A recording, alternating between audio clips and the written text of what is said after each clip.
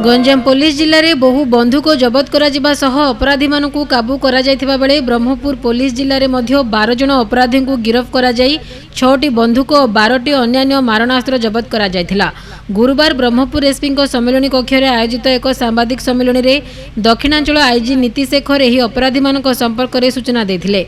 बड़बजार सदर दिगपहंडी और निमखंडी थाना पुलिस पक्षर विभिन्न स्थान में चढ़ाऊ कर बंधुक खंडा और मोबाइल जबत कर दक्षिणांचल आईजी सूचना देते।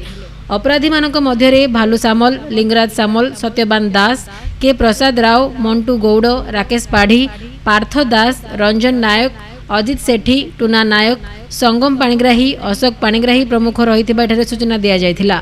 एही अपराधी मानक नाम रे विभिन्न थाना रे बहु मामला रहिथिबा कुहा जाइथिला। एही सांबादिक सम्मेलन रे ब्रह्मपुर एसपी डॉक्टर श्रवण विवेक एमंक समेत बहु पुलिस अधिकारी उपस्थित थिले।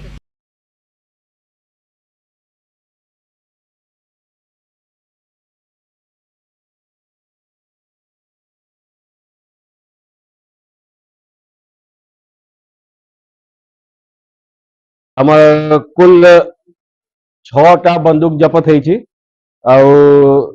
12टा गुली खंडा अपन देखुले से खंडा माने जपत है।